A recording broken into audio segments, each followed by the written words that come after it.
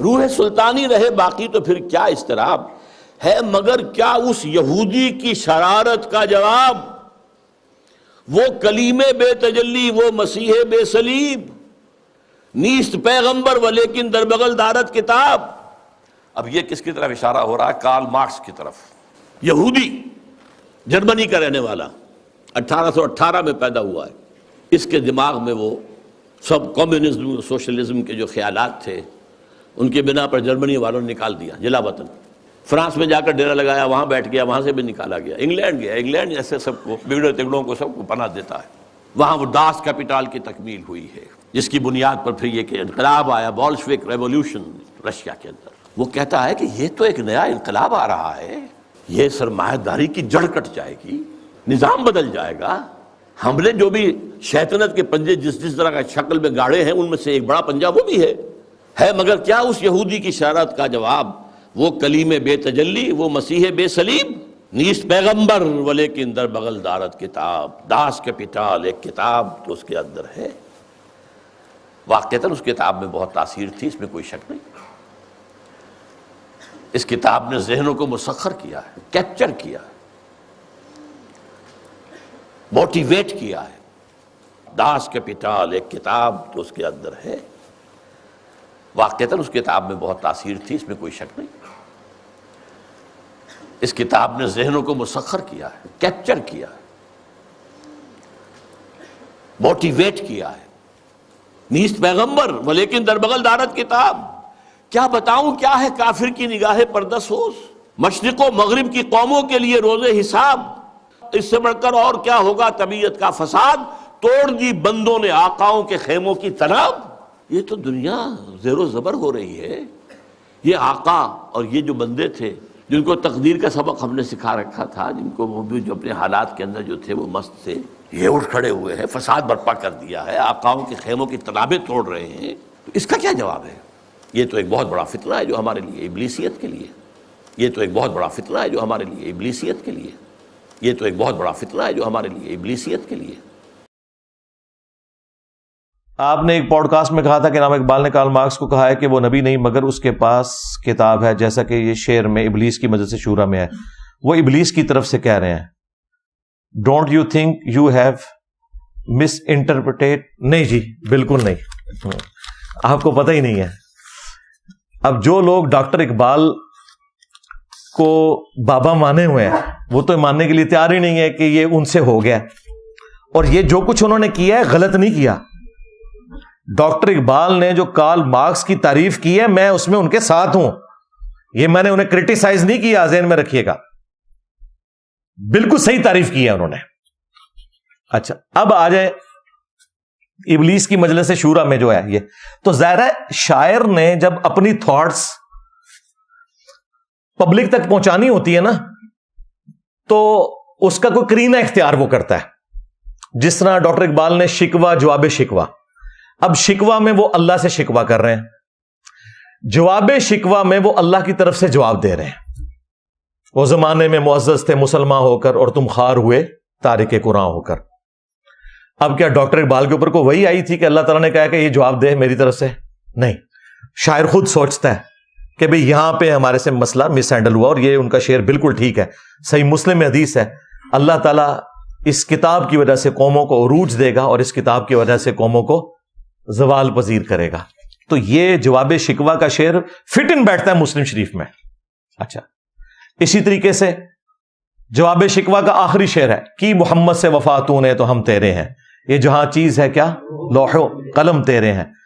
اب یہ بات اللہ تعالیٰ نے نہ قرآن میں اس طریقے سے لکھی ہوئی ہے، نہ نبی علیہ السلام نے کہیں فرمائی ہے، لیکن قرآن و سنت کی تعلیمات کا نچوڑ یہی ہے کہ جو شخص اپنے نبی کے ساتھ مخلص ہو گیا اللہ تعالیٰ اس کے حق میں اپنے لوح محفوظ میں فیصلے کرے گا۔ یہ تو ہر مسلمان کا عقیدہ ہے، لیکن انہی الفاظ کے ساتھ کوئی چیز نہیں اس طرح رپورٹ ہوئی بھی، تو شاعر کا انداز ہوتا ہے چیزوں کو بیان کرنے کا۔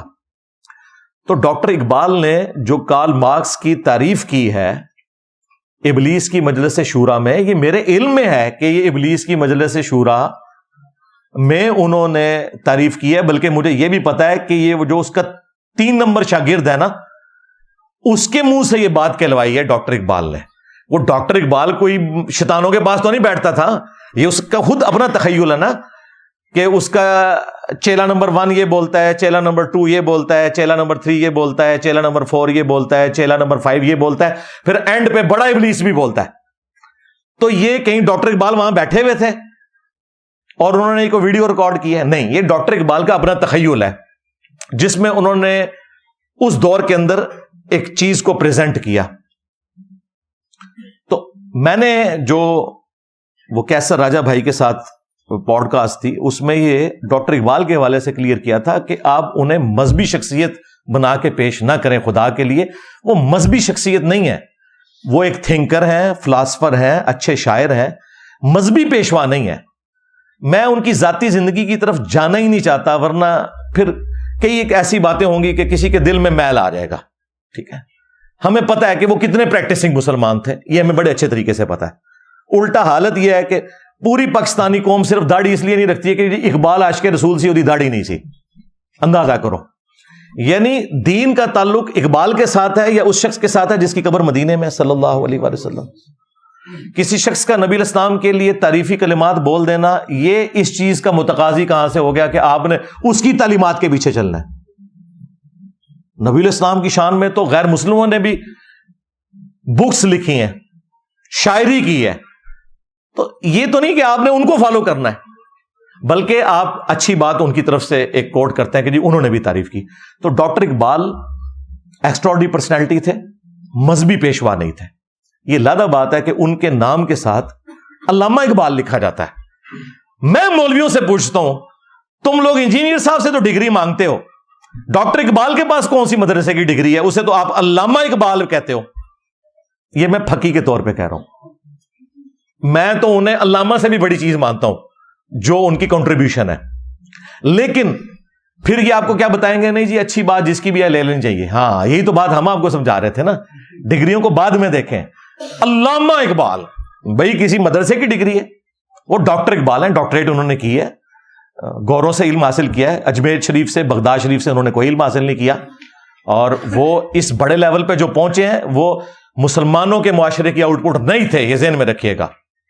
ڈاکٹر اقبال کا اگر ایکسپوئر یورپ کے ساتھ نہ ہوتا تو اتنی بڑی پرسنالٹی وہ کبھی بھی نہ بنتے. اس زمانے میں جرمنی تو ایک سمجھ لے ایک گڑھ تھا, اس اعتبار سے کہ بڑے بڑے فلاسفرز وہاں پہ پیدا ہوئے, اور ظاہر ہے وہ ان کی بکس بھی پڑھتے تھے, پھر انہوں نے ڈاکٹریٹ بھی کی. ان کے ٹیچرز میں بھی بڑے بڑے کوالیفائڈ لوگ تھے, اور انہوں نے ان چیزوں کو پھر امپلیمنٹ کیا اور بڑے اچھے انداز میں.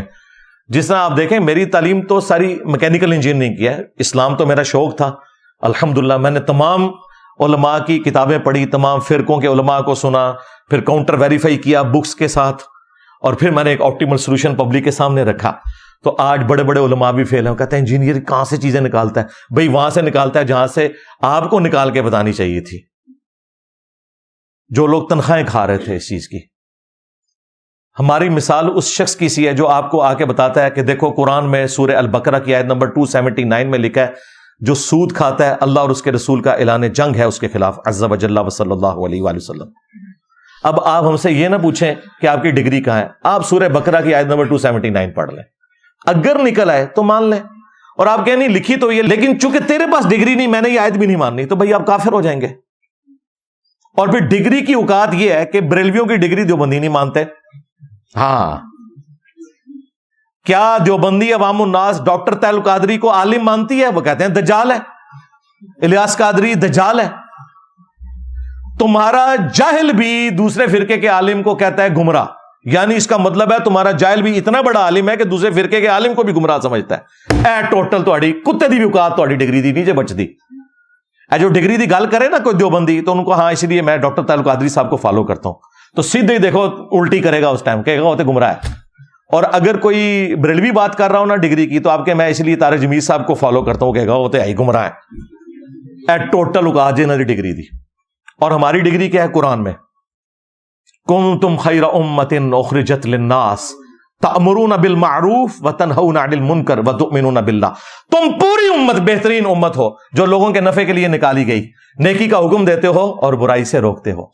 اور اسی چیز کو نبی علیہ السلام نے صحیح بخاری میں بیان کیا ہے، بلغوا عنی ولو آیا، پہنچا دو میری طرف سے خواہ ایک آیت ہی تمہیں آتی ہو.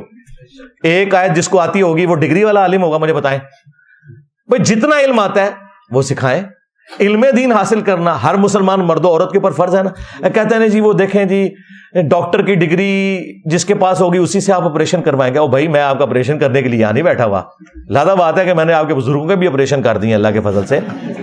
تو بات یہ ہے کہ ڈاکٹر انجینئر کی مثال دینا اس لیے غلط ہے کہ وہ ہر بندے پہ بننا واجب نہیں ہے، لیکن علم دین ہر بندے کے اوپر واجب ہے، خواہ وہ ڈاکٹر ہے، انجینئر ہے، عالم ہے، جاہل ہے.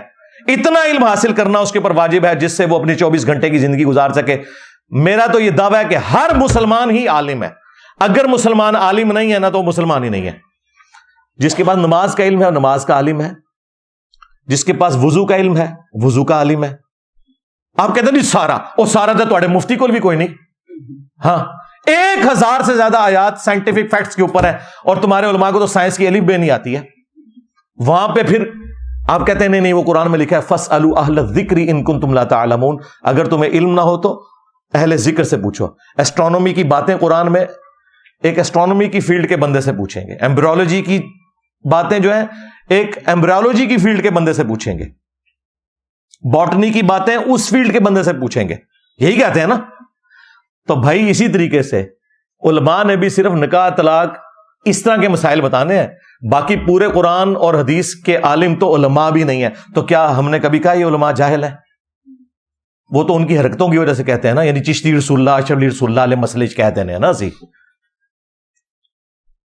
ادروائز تو ہم مفتی کہہ کے پکارتے ہیں نا. مولانا تقی عثمانی کہتے ہیں نا. مولانا جو ہے وہ اشلی تھانوی صاحب کہتے ہیں نا. اعلیٰ حضرت میں کہہ رہا ہوتا ہوں احمد صاحب ریلوی صاحب، مفتی منیب الرحمان صاحب. تو رسپیکٹ سے نام لے رہے ہوتے ہیں نا. تو اگر آپ کے ہر چیز کے علم تو ان کے پاس بھی نہیں ہے. تو اس طریقے سے کوئی ڈگری والے معاملات کو لے کے چلنا. تو ڈاکٹر اقبال سے بات شروع ہوئی تھی. تو ڈاکٹر اقبال اگر کوئی بات قرآن و سنت کے مطابق کریں وہ آپ ضرور لے لیں. ڈاکٹر اقبال تو بڑی پرسنالٹی ہیں. صحیح بخاری میں حدیث ہے شیطان نے انسانی شکل میں آ کے آیت الکرسی کا وظیفہ دیا تھا.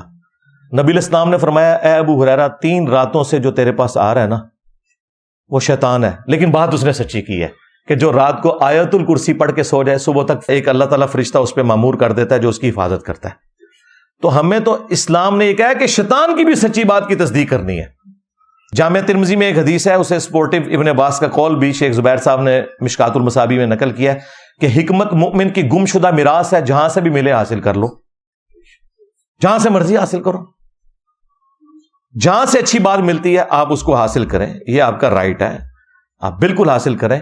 لیکن آپ یہ قدغن اگر لگائیں گے فلاں کی بات سننی ہے فلاں کی نہیں سننی، تو یہ پھر اس کا کوئی اینڈ نہیں، کیونکہ دوسرے بھی آپ کے بارے میں یہی سمجھتے ہیں کہ آپ کی بات نہیں سننی چاہیے. آپ اوپن رکھیں، آپ کے علمی دلائل میں دیکھیں جو بندہ قرآن و سنت کے مطابق بات کرے. اسی لیے دیکھیں میرے سوا آج تک کوئی عالم ایسا نہیں ہے جو کہ سب کو سنو. میں واحد بندہ ہوں، دی اونلی ون ابھی تک. اور میری ضد بھی آ کے تسی تھوڑی جرت کر لو ایک کہہ دو، میری ضد میں آ کے بھی کبھی نہیں کہیں گے کہ سب کو سنو. تو مجھے کیوں نہیں فکر ہے؟ میں تو کہتا ہوں ان کو سنو. مجھے پتا ہے کہ سنو گے تو میمز ہی بناؤ گے، کیونکہ یہ تو قرآن و سنت تمہیں نہیں بتائیں گے. ہم نے آپ کو قرآن و سنت بتانے.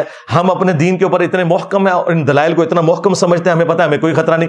انہیں خطرہ ہے کہ جو انجینئر کو سنے گا ساڑھے بابیا تو گیا.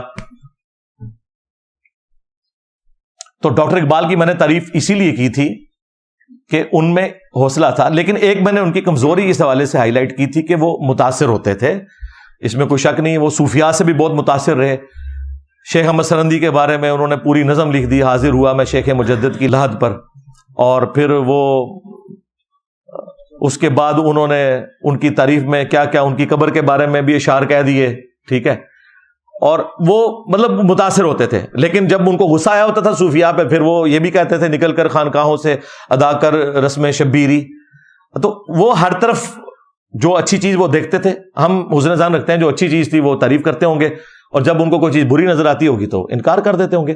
تو کارل مارکس کے حوالے سے بھی جو میں نے بات کی تھی وہ انہوں نے تعریفی کلمات، وہ چیلا نمبر 3 نے جو بات کی ہے، وہ چیلا نمبر 3 نے آ کے ڈاکٹر اقبال کے کان میں بات نہیں ڈالی ہے، یہ ڈاکٹر اقبال کا تخیل ہے.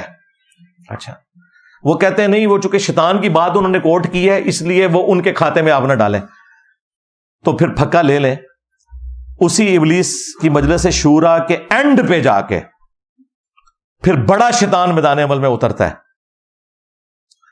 اور وہ نبی علیہ السلام کے لیے تعریفی کلمات کہتا ہے، اور وہ کہتا ہے کہ اپنے چیلوں سے کہ خیال رکھنا ہے کہ انسانیت نبی علیہ السلام کی تعلیمات سے کہیں بہرہ مند نہ ہو جائے، ادروائز ہمارا سارے کے سارا مشن فلاپ ہو جائے گا. تو پھر یہ بھی کہو کہ یہ بھی ابلیس نے کہا ہے اور تمہارا عقیدہ بالکل اس کے اپوزٹ ہے.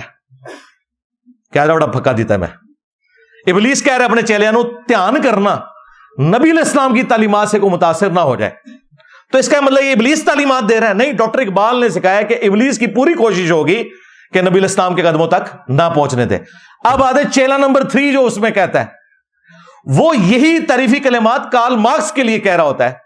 وہ اپنے استاد سے کہتا ہے استاد جی آپ تو بات کر رہے ہیں، جبکہ وہ جو یہودی ہے کارل مارکس اس نے تو بیسک ہیومن رائٹس لوگوں کو سکھائے ہیں، جس کی وجہ سے پھر انقلاب آیا. آپ کو پتا ہے رشین امپائر جو ہے وہ ٹوٹی تھی اور لینن میدان عمل میں اترا اور اس نے بیسک رائٹس سکھائے. کدھر یورپ اتنی ترقی کر گیا تھا اور رشیا وہی پرانی زندگی گزار رہے تھے، اس نے آ کے ایک انقلاب برپا کیا. تو ڈاکٹر اقبال کے سامنے یہ سارے انقلاب موجود تھے. تو وہ کارل مارکس کی تعریف کرتا ہے جس طرح نبی علیہ السلام کی تعریف کرتا ہے نا ابلیس، اس طرح ابلیس کا ایک چیلا کارل مارکس کی تعریف کرتا ہے کہ یہ یہودی نے تو آ کے ہمارا سارا معاملہ ہی خراب کر دیا ہے، اس نے تو لوگوں کو بیسک ہیومن رائٹس کا بتایا ہے، اور یہ جو ہے وہ موسیٰ علیہ السلام کی طرح اس کے پاس عصا تو نہیں ہے، اور نہ عیسیٰ علیہ السلام کی طرح یہ صلیب چڑھا ہوا ہے جس طرح یعنی ان کے یہ عقیدے ہیں. لیکن یہ اگرچہ پیغمبر تو نہیں لیکن اس کے پاس کتاب ہے، وہ ڈاس کیپیٹال، یعنی اس کتاب نے انقلاب بھرا ہے دنیا میں. تو یہ اپنے وہ بڑے کو شکایت لگا رہا ہے کہ دیکھو ہمارے مشن کو ناکام کر دیا کارل مارکس نے. تو مجھے بتائیں یہ ڈاکٹر اقبال ہی بول رہے ہیں نا؟ اگر آپ کہتے ہیں وہ نہیں بول رہا تو پھر آگے بھی جا کے جو ابلیس تعریف کر رہا ہے نبی علیہ السلام کی، وہ بھی پھر کہیں کہ ابلیس ہی بول رہا ہے، ڈاکٹر اقبال نہیں بول رہا. ایک ٹکٹ میں 2 مزے تو نہ کرو. وہ سمجھا رہے ہیں. اچھا، اور یہ بات سب کو پتا ہے، ایک خام خانہ ڈاکٹر اسرار نے یہ حرکت نہیں کی ہے. ڈاکٹر اسرار صاحب نے جب ابلیس کی مجلس شورا پڑھی ہے نا، اس میں انہوں نے پھر تعریفی کلمات بولے ہیں کارل مارکس کی کتاب ڈاس کیپیٹال کی. ان کا کہ یقیناً یہ بہت غیر معمولی کتاب تھی جس نے دنیا میں انقلاب برپا کیا. روح سلطانی رہے باقی تو پھر کیا اضطراب ہے، مگر کیا اس یہودی کی شرارت کا جواب، وہ کلیم بے تجلی وہ مسیح بے صلیب، نیست پیغمبر و لیکن در بغل دارت کتاب. اب یہ کس کی طرف اشارہ ہو رہا ہے؟ کارل مارکس کی طرف. یہودی، جرمنی کا رہنے والا، 1818 میں پیدا ہوا ہے. اس کے دماغ میں وہ سب کمیونزم سوشلزم کے جو خیالات تھے ان کے بنا پر جرمنی والوں نے نکال دیا جلا وطن. فرانس میں جا کر ڈیرا لگایا، وہاں بیٹھ گیا، وہاں سے بھی نکالا گیا. انگلینڈ گیا، انگلینڈ ایسے سب کو بگڑے تگڑوں کو سب کو پناہ دیتا ہے. وہاں وہ ڈاس کیپیٹال کی تکمیل ہوئی ہے جس کی بنیاد پر پھر یہ کہ انقلاب آیا، بولشوک ریولوشن رشیا کے اندر. وہ کہتا ہے کہ یہ تو ایک نیا انقلاب آ رہا ہے، یہ سرمایہ داری کی جڑ کٹ جائے گی، نظام بدل جائے گا. ہم نے جو بھی شیطنت کے پنجے جس طرح کا شکل میں گاڑے ہیں ان میں سے ایک بڑا پنجہ وہ بھی ہے مگر کیا اس یہودی کی شرارت کا جواب، وہ کلیم بے تجلی وہ مسیح بے صلیب، نیست پیغمبر ولیکن در بغل دارت کتاب. ڈاس کیپیٹال ایک کتاب تو اس کے اندر ہے. واقعتاً اس کتاب میں بہت تاثیر تھی، اس میں کوئی شک نہیں. اس کتاب نے ذہنوں کو مسخر کیا ہے، کیپچر کیا ہے، موٹیویٹ کیا ہے. ڈاس کیپیٹال ایک کتاب تو اس کے اندر ہے. واقعتاً اس کتاب میں بہت تاثیر تھی، اس میں کوئی شک نہیں. اس کتاب نے ذہنوں کو مسخر کیا ہے، کیپچر کیا ہے، موٹیویٹ کیا ہے. نیست پیغمبر ولیکن در بغل دارت کتاب. کیا بتاؤں کیا ہے کافر کی نگاہ پردہ سوز، مشرق و مغرب کی قوموں کے لیے روز حساب. اس سے بڑھ کر اور کیا ہوگا طبیعت کا فساد، توڑ دی بندوں نے آقاؤں کے خیموں کی تناب. یہ تو دنیا زیر و زبر ہو رہی ہے. یہ آقا اور یہ جو بندے تھے جن کو تقدیر کا سبق ہم نے سکھا رکھا تھا، جن کو وہ بھی جو اپنے حالات کے اندر جو تھے وہ مست تھے، یہ اٹھ کھڑے ہوئے ہیں، فساد برپا کر دیا ہے، آقاؤں کے خیموں کی تنابیں توڑ رہے ہیں. تو اس کا کیا جواب ہے؟ یہ تو ایک بہت بڑا فتنہ ہے جو ہمارے لیے ابلیسیت کے لیے، یہ تو ایک بہت بڑا فتنہ ہے جو ہمارے لیے ابلیسیت کے لیے، یہ تو ایک بہت بڑا فتنہ ہے جو ہمارے لیے ابلیسیت کے لیے۔ اور آج تک انقلاب دیکھیں، آدھی سے زیادہ دنیا اسی انقلاب پہ ہے، تھوڑی بہت ریفارمز ہوئی ہیں چائنا میں یا رشیا میں، اس وقت زیادہ تر تو کارل مارکس کو ہی لے کے چل رہے ہیں۔ تو ڈاکٹر اسرار صاحب نے اس طرح کی کوئی بات نہیں کی ہے کہ یہ تو ابلیس کا کلام ہے، ان کو پتا تھا ڈاکٹر اقبال نے ہی تعریف کی ہے۔ ہاں، مولانا اسحاق صاحب نے کہا کہ جی اقبال دے متھے مار دیندے نے، یہ تے وہ شیطان دے چیلے نے کیا سی، تے پھر مولانا اسحاق صاحب زندہ ہوندے انہوں کہندے کہ اس تو بعد جڑے تعریفی کلمات نے نا نبی علیہ السلام واسطے وہ بھی وڈے شیطان نے کہ سانو اقبال دے متھے نہ مارو۔ تو کہنے کے نہیں تو سمجھانا چاہ رہے، سرکار اتنے بھی سمجھانا چاہ رہے ہیں۔ ہوتا ہے کہ جدھر جدھر کسی کی عقیدت ہے نا، ان کے بڑے نے کو بات کر دی ہوئی ہے نا، وہ اس کو ڈیفینڈ کرنے کی خاطر نا میرے اندر کیڑے نکالنے کی کوشش کرتے ہیں۔ یار میں نے الحمدللہ اپنے 10 رجوع ریکارڈ کروائے ہوئے ہیں، میرے علاوہ کوئی بندہ نہیں جو رجوع کہہ کے چیزیں ریکارڈ کروائے، مجھے کوئی آر نہیں ہے کسی بات کے اوپر ماننے پہ، لیکن جو بات ہے نہیں اس طرح اس کو خام خواہ تو میرے کھاتے میں نہ ڈلوائیں۔ اور مجھے یہ بات پتہ ہے، میں نے وہ پوری مجلس شورا والی ویڈیو ڈاکٹر اسرار صاحب کی پوری تفسیر کے ساتھ جو انہوں نے بیان کی ہے وہ سنی ہوئی ہے، مجھے پتہ ہے یہ کیا ہوا ہے، لیکن وہ خام خواہ کہہ رہے ہیں اور پھر دیکھیں میرے کھاتے میں ڈلتے ہیں۔ کیا میرے علاوہ کوئی یہ بات نہیں کر رہا؟ انیک صاحب اقبالیات میں ایکسپرٹیز رکھتے ہیں، جو جیو پہ سٹارٹ میں پروگرام ایک لگتا تھا الف، وہ چلایا کرتے تھے، پھر دنیا ٹی وی پہ بھی آگے، ان کی ویڈیو موجود ہے۔ ان سے کسی نے کارل مارکس کے بارے میں سوال کیا تو ویڈیو میں انہوں نے کہا کہ ہاں ڈاکٹر اقبال نے بھی ان کی بڑی تعریف کی ہے، اور کہا ہے کہ یہ پیغمبر تو نہیں لیکن اس کے پاس کتاب تھی۔ وہ کتاب یعنی الہامی کتاب کی بات نہیں کر رہے تھے، مراد یہ اس کتاب نے بجلی بھری لوگوں کے اندر، ٹھیک ہے۔ تو لیکن چونکہ انیک نائک صاحب نے کسی فرقے کی اس کے بابے کی منجی نہیں ٹھوکی ہوئی تھی، وہ کسی کو نظر نہیں آیا، میرے اوپر سارے چڑھتے ہیں۔ تو آپ چڑھیں گے تو خدا کے لیے آپ اپنی عقل کو استعمال کریں۔ میں نے اس طریقے سے جو بات کی ہے وہ الحمدللہ بالکل فٹ ان بیٹھتی ہے، اور میں نے آپ کو الزامی جواب کے طور پہ شاعر اسی طریقے سے چیزوں کو سمجھا رہے ہوتے ہیں۔ آپ خام خواہ یہ میرے اوپر الزام نہ لگائیں کہ میں نے کوئی ڈاکٹر اقبال کی توہین کرتی، میں نے ڈاکٹر اقبال کی توہین نہیں کی، میں اقبال کے ساتھ ہوں، اس نے صحیح تعریف کی ہے کارل مارکس کی بھوک کی، ٹھیک ہے۔ جو ہمارے عقیدے کا اختلاف ہے وہ تو اپنی جگہ رہے گا، مطلقاً تو تعریف صرف قرآن کی ہے، مطلقاً تعریف صرف اللہ رسول کی ہے، باقی سب لوگوں سے اختلاف کے ساتھ تعریف والا معاملہ ہے۔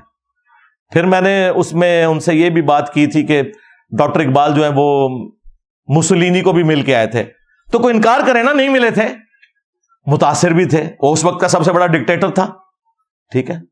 اور میں نے کہا تھا کہ وہ ہٹلر سے بھی متاثر تھے، بعض لوگوں نے کہا جی آپ نے وہ ہٹلر کے ظلم کو ان کے کھاتے میں ڈال دیا، اور ڈاکٹر اقبال کی وفات کے بعد ہٹلر نے گند ڈالا ہے سارا۔ ڈاکٹر اقبال تو 38 میں فوت ہو گئے تھے، اور جو سیکنڈ ورلڈ وار ہے وہ تو ان کے بعد شروع ہوئی ہے۔ ہٹلر نے جو یہ سارا ظلم کا بازار گرم کیا اور 2 کروڑ سے زیادہ لوگ مرے سیکنڈ ورلڈ وار میں، ڈاکٹر اقبال کی زندگی میں یہ نہیں ہوا۔ وہ متاثر تھے، اس نے جو کتاب لکھی تھی اپنی، اس میں اس نے ڈیموکریسی کے خلاف لکھا تھا، چونکہ وہ ڈکٹیٹر تھا۔ تو اب ڈاکٹر اقبال نے جو جمہوریت کے خلاف اشعار کیے ہیں تو اس میں انہوں نے کہا ہے کہ مرد فرہنگ نے یہ بات ہمیں بتائی ہے، ورنہ دانا اس قسم کی بات نہیں بتایا کرتے کہ جمہوریت ایسا نظام ہے جس میں لوگوں کو گنا جاتا ہے، تولا نہیں جاتا۔ تو میں نے کہا تھا کہ ڈاکٹر اقبال ہٹلر سے متاثر ہے۔ اب وہ جب ان کو کچھ نہیں بنا تو اب نیا پکھ چھوڑی، وہ کہتے ہیں نہیں وہ ہٹلر نہیں، کوئی اور فرینچ کوئی اسکالر تھا، کوئی فرینچ فلاسفر تھا، اس سے متاثر ہوئے تھے۔ یار اللہ تے بشکار ہی ہے نا، اللہ دے وہ بندے ہو، ٹھیک ہے۔ جس طرح میں نے اگلے دن وہ ایک ویڈیو میں کہا کہ وہ الرحیق المختوم کو سعودی عرب کا بہت بڑا ایوارڈ ملا تھا، شاہ فیصل ایوارڈ، وہ کہتے نہیں شاہ فیصل ایوارڈ نہیں تھا، ایک اور ایوارڈ تھا۔ اے میری غلطیاں کر دے جے اس طرح دیا، ہاں اندازہ کرو، یعنی آپ نے نشان حیدر کی جگہ نشان امتیاز بول دیا تو یہ غلطی ہو گئی۔ بھائی غلطی تب ہے جب کسی کو عذاب آیا ہو اس پہ اور میں نے انعام بول دیا ہو، پھر تو غلطی ہے، ٹھیک ہے۔ اگر اس طریقے سے کوئی چھوٹی موٹی چیزیں ہوتی ہیں تو وہ کوئی ایسی چیز نہیں ہے جس کے اوپر کوئی غلطی والا۔ ابھی اگلے دن میں ویڈیو میں ایک بندے نے مجھ سے پوچھا کہ فرض نماز پڑھ لینا کافی ہے؟ میں نے کہا ہاں، یہ نفلون کا جو لفظ ہے عربی میں کہتے ہیں فالتو کو، ٹھیک ہے۔ اچھا اسی ویڈیو کے اینڈ پہ میں نے جا کے جملہ ریپیٹ کیا، یہ فالتو آپ نے پنجابی والا نہیں سمجھنا، میں آپ کو سمجھانے کے لیے، فالتو مینز اضافی۔ فالتو سے مراد یہ نہیں کہ نعوذ باللہ کو نفل پڑھنا جو ہے یہ فضول کام ہے، انہوں نے فالتو کو فضول کے چکر میں لے کے ایک مولوی نے میرے خلاف ویڈیو بنا دی کہ یہ گستاخ ہو گئے، اندازہ کریں۔ تمہارے بابے چشتی رسول اللہ اشری تھانوی رسول اللہ پڑھوا کے بھی حکیم الامت اور اعلی حضرت اور سلطان الہند ہے، تو جنہیں سارے بابے فیل کرتے نے، ہاں جی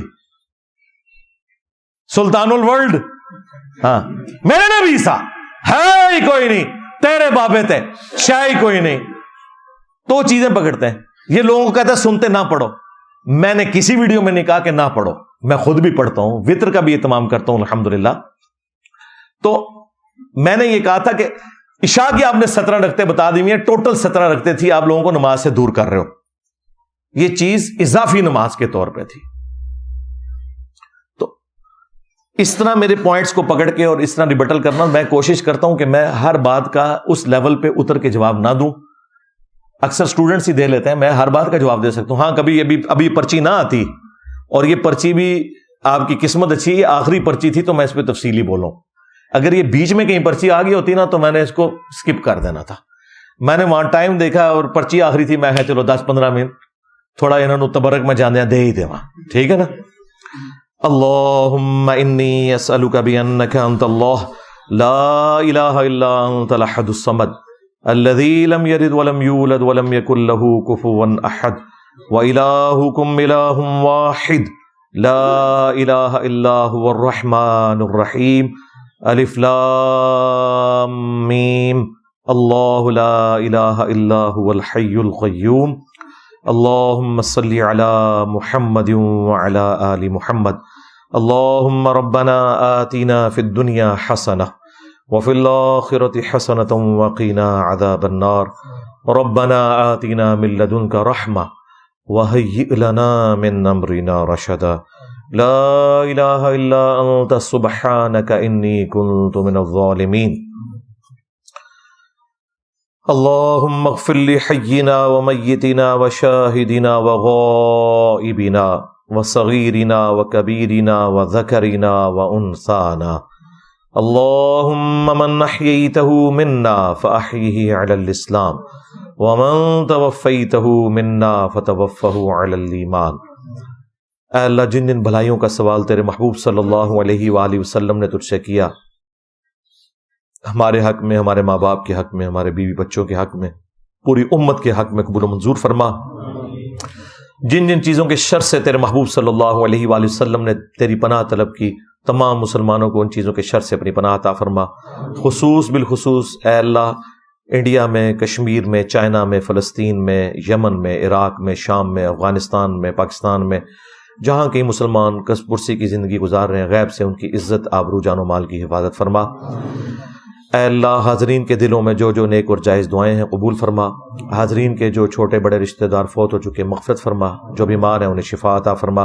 یہ تمام دعائیں تمام مسلمانوں کے حق میں قبول و منظور فرما۔ اے اللہ ہمارے ملک پاکستان کی خیر فرما، پورے عالم اسلام کی خیر فرما، اندرونی اور بیرونی خطرات سے محفوظ فرما۔ سبحان ربک رب العزت عما یصفون وسلام علی المرسلین والحمد للہ رب العالمین وصلی اللہ علی النبی الکریم وعلی آلہ واصحابہ اجمعین الی یوم الدین، آمین۔